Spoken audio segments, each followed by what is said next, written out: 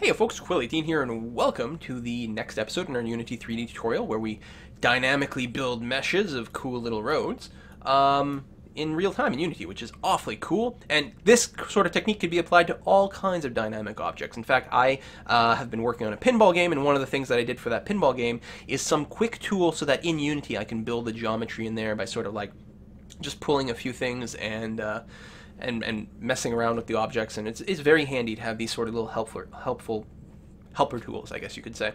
But the obvious problem here is there's no connection between these objects, right? Let's say you want to build kind of a continuous road, so you drag it out here, and then you click the next one. Sure, but they're not. I mean, these are not connected. And then, God forbid, you try to crisscross the roads this way. Working out the code for all the intersections is certainly beyond the scope of this tutorial, because it's going to be a little bit more time consuming and not necessarily something that's accessible to really listen to and understand. But the approach that I would use for it, well, the first thing we're going to do is we're going to look at nodes and ways of connecting things. But the thing you would do, or the thing that we're about to do, is when you click and you drag and you release, it's not so much that we're going to create a road directly from the click, is we're going to create a sort of a node object here and another node object there, and then we're going to connect the road. We're going to create a road between these two nodes, right? And what is a node? Well, you can think of a node as something like an intersection in this case, right? And what's interesting about that is if the node is still there and you can click on a node and then drag out from there to create another road, and the node is sort of aware of all the roads connected to it. Well, one of the things you can do, and I want to zoom in here, is you don't have to start the road from exactly where you clicked, right? You don't start the road exactly on the node. This feels like I'm singing some sort of tongue twister. The node connected to the road, and anyway. You don't have to have it spawn right from the middle of the node, which is what's happening now. What you would do is the node knows the width of the road. Oh God, this is so hard to say. The intersection knows the width of the roads, and so what you do is you offset the start of your road based on that width, right? So your intersection is now, assuming a perfect four-way square, right? Let's sort of maybe kind of fake it here. Assuming kind of a square intersection. Oh God, terrible at this. A square intersection, right? Your intersection also creates a mesh with probably a different model, because you don't have these stripy lines that go through there, and you have it set up so that the start of the corners and the orientation and stuff is all based on this sort of intersection. And you can also make it smart enough so that if you had some sort of like three-way intersection like this, right, the node knows that it is at the intersection of three roads. And again, you're not drawing the roads directly. You would put down the node, and it's got three exits, and it knows like the end point of it, right? So it knows the sort of general angle of these things, and then you have it build a nice little mesh there based on that to sort of fill this all in. You give it a different texture, and then you go off from there. And the other thing you can do is you'd have little nodes at the end of these roads, and instead of having the clicking the ground, like the ground, and we're actually going to make this change in a second. We're gonna do some of this implementation. When you click on the ground, it doesn't create a road. Instead, clicking on the ground creates the node. And when you put down the second node, that's when it actually calls the road creation code. So here, there'd already be a node. I can click on this one, drag out, and then release, and it would not create a new node here. It would just create one extra node here and then connect the two. And then you start to think about really interesting sort of graphs you can create. And in fact, what should happen in any sort of quote-unquote real game is your node and your segments should actually be tracked in sort of a separate data structure, not using these game objects. The game objects should still be here, but they're just sort of there to be a visual representation. Your game logic is just in some non-Unity type of classes and structures that do stuff, and then every frame in Unity you're almost kind of polling that structure to find out what the screen should actually look like. Little things like that. So we're going to implement the node type code, the very basic of it, and then I think we're going to leave it off at there. We're not going to look at sort of really intense intersection creation. Okay, so there's a few things we need to do to sort of break up the structure that we have now.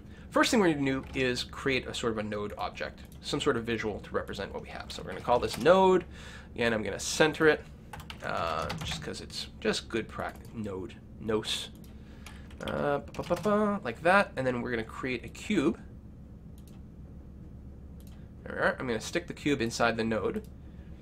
And why did I do it this way? instead of not just putting a cube down. If I want to have a visual cube, well, the reason is that all the Unity default objects are always centered on the origin, right? The center of the square, the 0, 0, 0 point is in the middle of the square, and I find that like terribly inconvenient. So what I like to do is put the cube inside of a node, or better yet, you just create the object in something like Blender or something and be done with it. I like to stick it inside and then just raise it up by half a thing. That way the node itself, the 0, 0, 0 point is aligned with the actual ground, but visually it sticks out above it. So that's that's halfway decent. I'm going to create a new material. I'm going to call it mat node, and I'm going to, I guess we can start by applying it to the cube, which is not particularly visual. I'm going to make it bright green, and I'm going to make it unlit. Now, unlit is a little bit counterintuitive to people. Really? I guess I want self-illuminated. All right. There we are. Unlit does the same thing, I guess, but just with textures, not with the color. So this we have a brilliantly bright cube that has nothing to do with lighting, right? If I were to turn off the lighting completely, then everything turns a muddy gray, except the cube is still brilliantly lit. And I think that sort of thing is lovely. It doesn't have to be that bright, right? We could turn it down by just making it. Oh, you guys can actually see this. By making it, just less green, a little closer to black. But I don't know. I like it pretty bright. So that is what a node's going to look like. We're going to create a prefab from it and delete that. Okay, so that's one. Next, we're going to go into our ground click script. What are we going to do? We are going to change it so that when you click, you create a node. So we actually don't need to keep track of the road start. We are going to we're going to have some sort of game object. In fact, this is probably a transform, but game object. This is going to be called node start.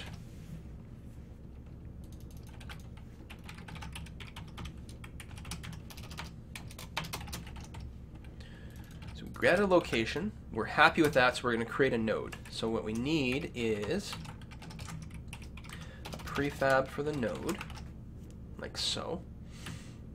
And we're going to instantiate the prefab node at the road start position and no rotation, like so. And then we're going to do the same thing at the end location, like so. Create another node. And then when we create the road, it's actually going to be based on node start dot transform dot position. I guess we actually have to, keep track of these things. Like that, and then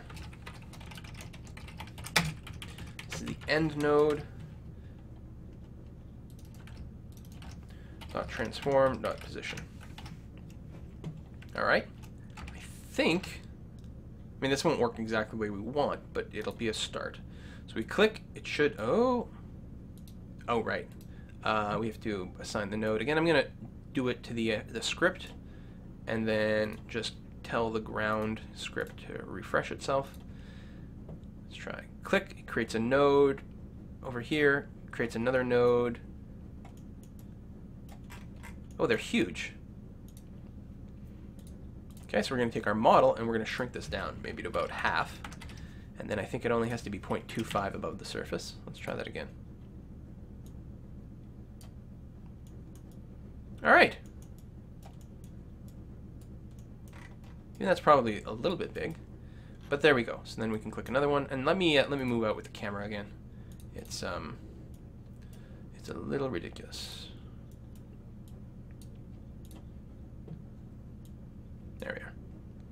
All right, that's good. Now, one thing to note is, right now the clicks are still working no matter where I click, because the way our test works is it's not responding to mouse down. If it's clicked anywhere, it checks to see, is the mouse like, can we fire a ray through where the mouse is and hit the ground? If so, continue drawing.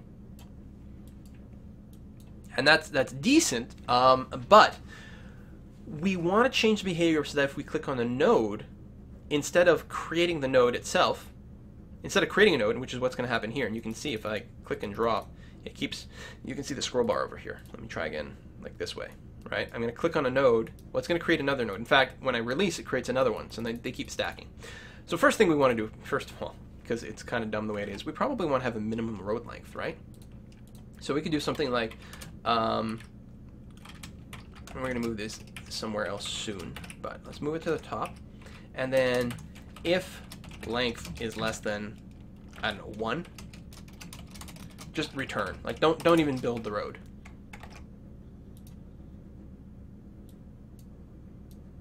Now, it's still going to put down a couple of nodes just because of the way we have it, but it won't build these stupid, like, tiny little useless roads. So that's a start. So we want to change it so that when you click on a node, the behavior is a little different. So we're really going to need a separate script for this. All right, let's duplicate the ground click script, and let's call it node click. And let's drop that onto the node object. Oh, which actually won't work, and it'll be really interesting to demonstrate why. So our node click, let me rip everything out of this and put an on mouse down. And debug.log, this won't work. Why won't it work? I might be lying. Let's find out.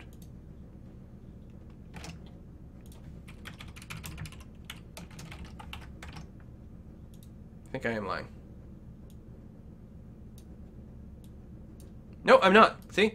I'm clicking on the node and nothing is happening.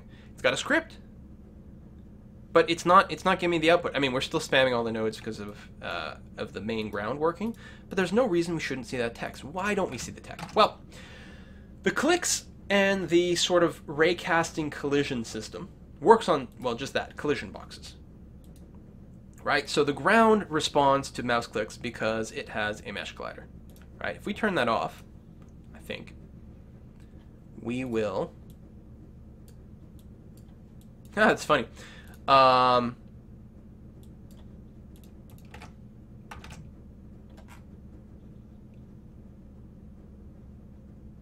We're creating the node no matter what, so we want to do if that.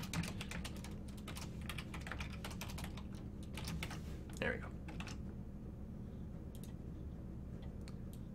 There we are. So there's no more collider on here, so it doesn't work. Interestingly enough, I think... No, I think I was going to tell you a lie. Okay, so we can't click on this right now. But if we turn the collider back on, then we can. Okay? No, it was just in-game, so I got to do it here. So why then does the node not work? Let's pull it into the game world and let's take a look. Right? So the node, I mean, there's a collider on the cube, but the script is on this base game object, which does not have a collider box. So there's two ways we can resolve this. One, we could, instead of the box collider being on our basic, like, sort of visual model, we could remove that and add a box collider on our actual base node. And that would work. The problem is you don't want to do this sort of thing because while it's not a problem when you're using things like box colliders, it's a real pain in the butt when you're using a 3D model and the collision mesh of the 3D model is based on the actual mesh, which gets imported from Blender. So let's say, you know, you do that, you copy it over here, you move the mesh collider, but then you make a change in Blender and you come back and it doesn't update. Listen, it's not worth your trouble. What you want to do is you want to add a rigid body to this node.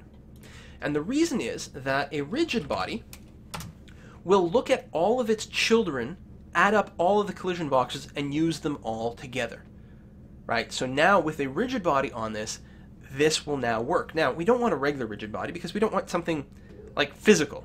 We don't want this to be affected by gravity. We don't want it to calculate freaking collisions and things and get bounced around and do any of those things. So we're going to set this to be is kinematic for one. Let me apply this. Remove this. This should all still be set here. So this is one. We're going to set it to is kinematic. Is kinematic means it doesn't obey the laws of physics. It'll just sit there. It doesn't, even though the use gravity checkbox is on, it actually doesn't pay attention to the gravity. If something hits it, this thing won't move. It'll just be like an immobile object, and that will work great. So now, if I do that, and now if I go over to the console and click on this object, There we go. It says this won't work, but clearly it does work, right? We are now clicking on the actual node, and it's responding to that click. So that's good. The other thing we can do, I don't know how critical it is because the simulation won't have any moving rigid bodies, but technically anything that is physics enabled can still bounce into the kinematic object and be blocked by that. But if we switch it to be, we could change the box collider to be a trigger. That would stop any actual physics objects from actually interacting with this, which is probably what we want. There we go. Yeah, we're getting our things. So everything is happy and hunky-dory and awesome. Technically, this will still get triggered. The cube will get triggered. We'll get an on-trigger effect, or if we hadn't checked that checkbox, we get an on-collision effect if anything physics-enabled actually bumped into it. So little things like that to keep in mind, but I think this is the correct approach to resolving that. Okay, so now we can click on nodes. Great. And well, what's the behavior we want to change? The behavior we want to change is this left button, mouse down. We no longer want, the problem is right now, I know I keep starting and stopping here. The problem is that right now, the ground click code works even if we're not clicking directly on the ground, right? If I'm going to click on this model instead, because its physics test over here is only paying attention to its own collider. And I think that is right for the mouse button up, but I think it is wrong for the mouse button down, because the mouse button down we actually want to capture if it happens to click on a node instead. So we only want it to respond to that. And so what I think I'm going to do, let me think here.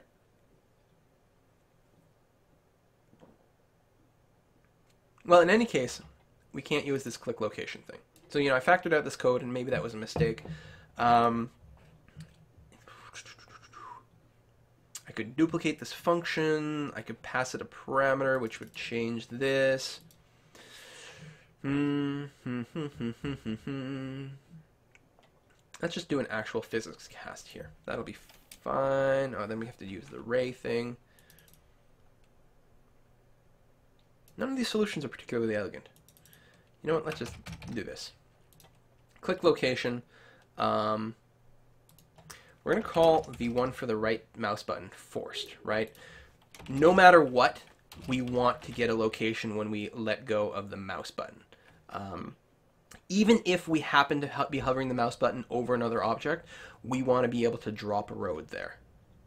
Okay, so that'll be forced. And the normal one, yeah, I'm not convinced this is a very good approach, but it technically works. And the normal one, we'll just use the physics raycast. So it will return the object that is actually hit. And then we've got to do a test here that, because the hit info will tell us what the collider that was hit is. And the question is that collider equal to our collider? That will work like this, yes. If so, return true. Otherwise, it'll fall through and return false.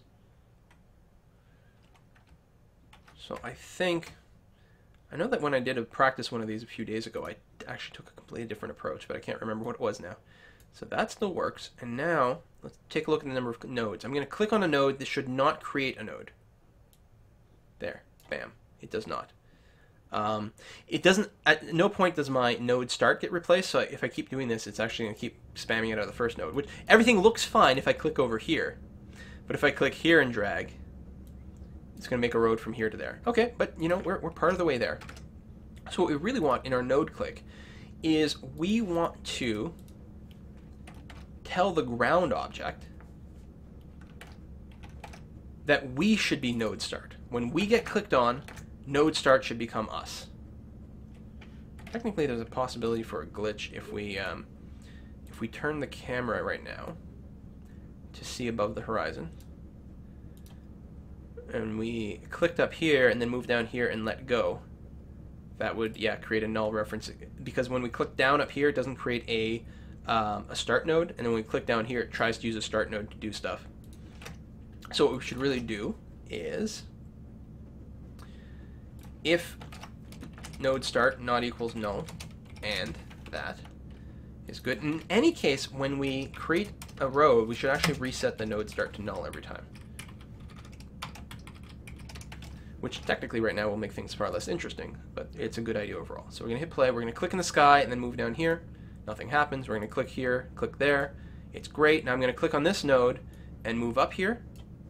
Nothing will happen because the reason is after we drop the road, it set node start to be equal to null again.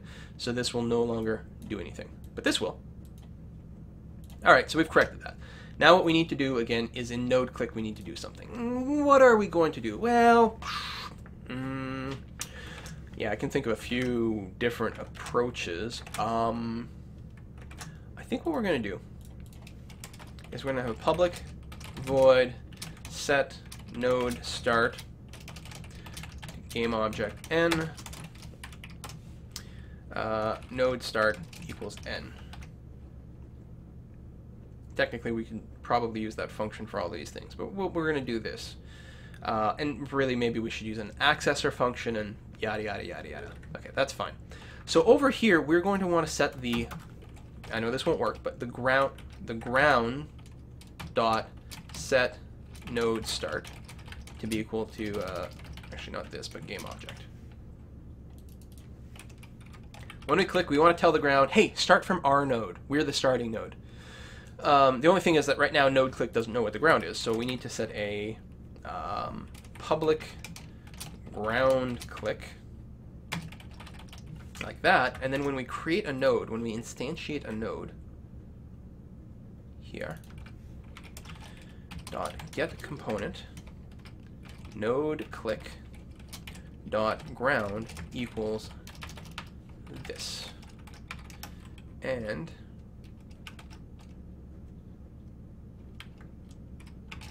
same thing here, but with node end. Now, I feel that this is inelegant. It'll work, but I feel like it probably, and that's the thing, I do that a lot. I start with an inelegant component, and then when we move forward, and especially as I start to recognize what kind of needs the program has, and especially what kind of extra flexibility it has, usually that's when it gets refactored into a somewhat more elegant solution. Click, drag, click, drag, click, drag, boom. And unless I'm mistaken, it shouldn't have created another node. So now we'll have a pair of nodes. We have two.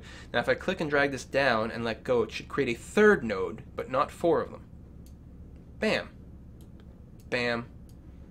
Bam. Now this won't actually connect, but that's another thing, right? So the next thing to do might be to do something like void on mouse up ground dot set end node game object, and then set end node set node end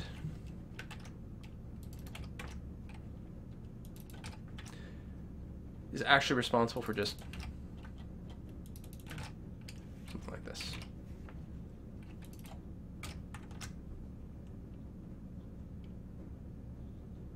So now all of a sudden we don't want it to work this way either. Maybe on both of them we just want to use click location. I suppose that makes sense because we actually do want special behavior if we're releasing on a road or anything like that. So we don't need forced. Or no. Or we only want forced.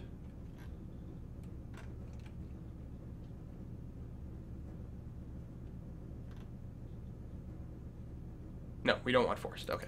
Let's get rid of this. So now the ground only responds to clicks that actually happen on it directly now. Right? Because it's using the physics cast. Yes. It's using the physics ray cast, so it's hitting against all objects, and then it only works if the first object hit is actually itself. Click, drag and release. Click, drag and release. That's node number 3. And now, in theory, I'm going to click from here to here, and it will not create an extra node. In theory. If I can get it on there. Oh, it just doesn't work at all. Well, that's fantastic. That's exactly what I was hoping for. Let's turn this downwards again, because it's a little easier to work with. Let me try one more time, make sure I didn't do something goofy.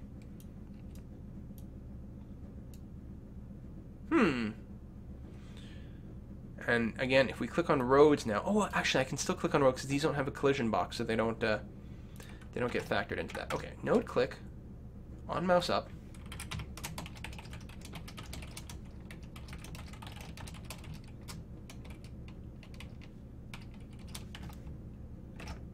Make sure that actually works.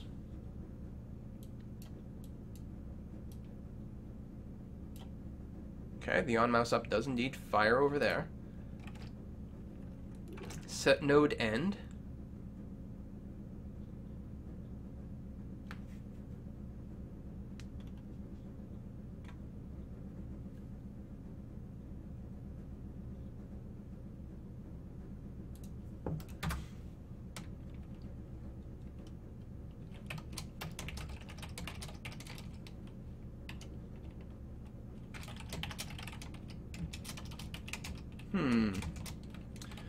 Node start dot position. I'm sure it's like a pretty simple and straightforward thing that I'm missing here.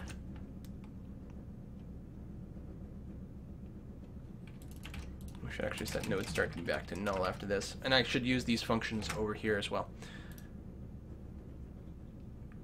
Click drag, click drag. What?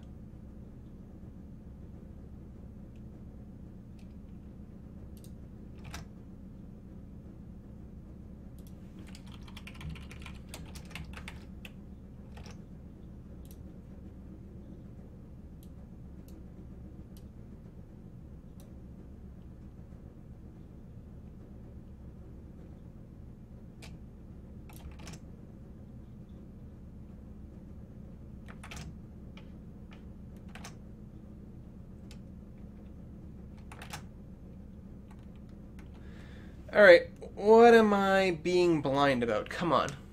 Come on, come on, come on, come on, come on.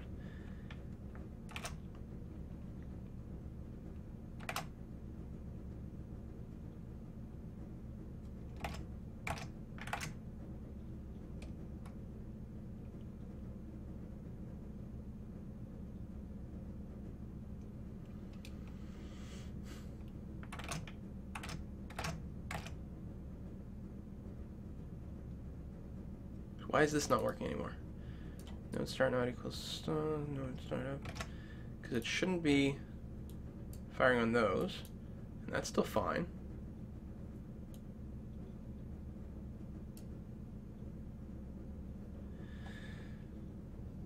Is node start and node end the same?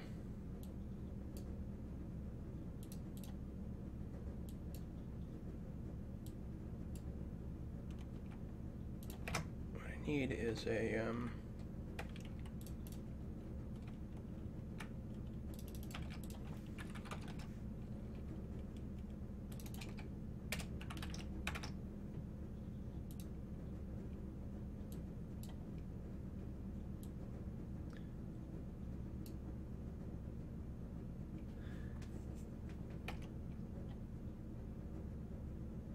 why does mouse up fire on that?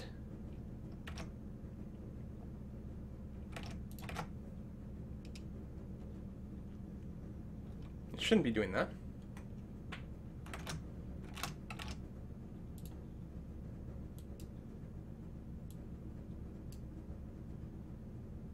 Really?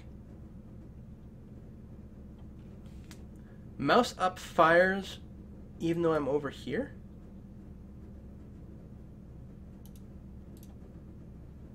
When you do the click and drag? Well, that's news to me. And it doesn't actually fire on the surface?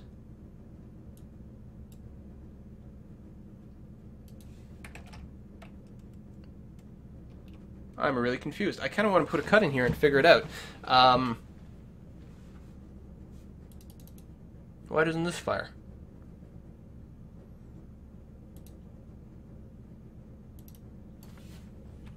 Because then it's setting it to null here. The problem is entirely because this is executing on mouse up, even though I'm no longer on the actual action itself. Yeah, so the reason, so this is blocking this action because it's running the set node end, which is also what sets the node start to be equal to null. Unity on mouse up. Registers when the mouse dragging has end. Oh. Well, I don't... I did not realize that. Okay, so really I'd have to do something with drags and things and work and just work differently.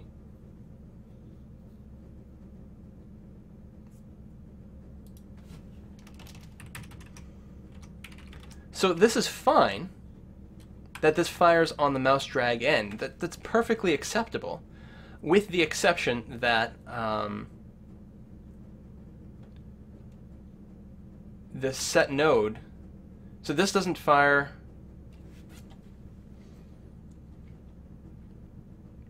This works great. Well, okay, sorry. Let me backtrack here. This we can work with when we are, say, starting from a node and going out to emptiness, right? And then release. And then, because what we can do is we can feed on the mouse end, we can say, instead of saying set node end, we can, call some function that does a ray trace against the surface and then creates a second node there and then connects them. That we can work with. The thing I'm having a problem with is when I release the mouse over here, it doesn't trigger the mouse up on this guy, which is really what we're looking for. So I'm going to have to take a slightly different approach at this, and I'm afraid that I actually need a moment to think about it. So I'm actually going to put a cut in this video. I guess it's long enough as is, and tune in next time for the solution. Bye-bye, folks.